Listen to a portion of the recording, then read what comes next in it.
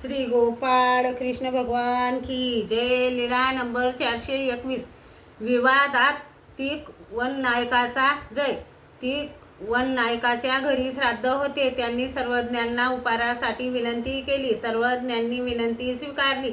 सर्वज्ञांना पूजा वसर केला. सर्वज्ञांच्या जेवणाला उशीर झाला म्हणून महादायसा आली आणि तिकोप वन नायकाला सांगितले, हे काय तिकोप वन नायका, सर्वज्ञांना जेवणाला उशीर झाला, अजून कसे ताट नेत नाही. तिकोवन नायकाने सांगितले, ब्राह्मणांना आधी संकल्प देतो मग नेतो. महादायसा म्हणाले, अगोदर तुझे ब्राह्मण जेवतील, नंतर सर्वज्ञांसाठी ताट नेशील. महादायसा आत गेली, सर्वज्ञांकरिता ताट वाढून घेतले आणि घेऊन आली. मग सर्वज्ञांचे जेवण झाले. ते ताट परत घेऊन गेली तेव्हा तीक वन नायकाने सांगितले, रुपाई ताट आत ठेवू नको, बाहेरच ठेव. महादायसाने विचारले, ते का?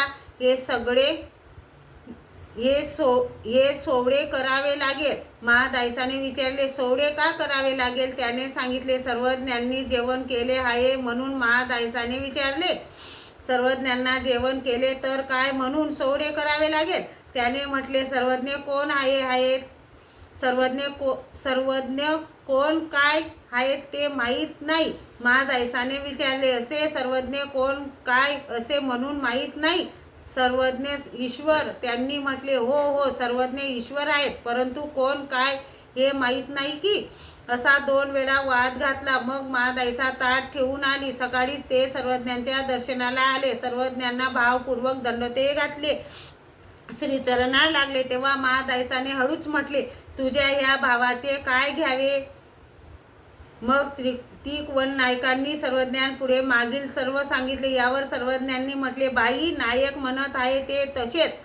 आम्ही ब्राह्मण की क्षत्रिय की वैश्य की शूद्र की काय असे कोण जाणे, असं सर्वज्ञांनी सांगितलं आणि तीक वन नायकाचा जय केला. श्री गोपाळ कृष्ण भगवान की जय.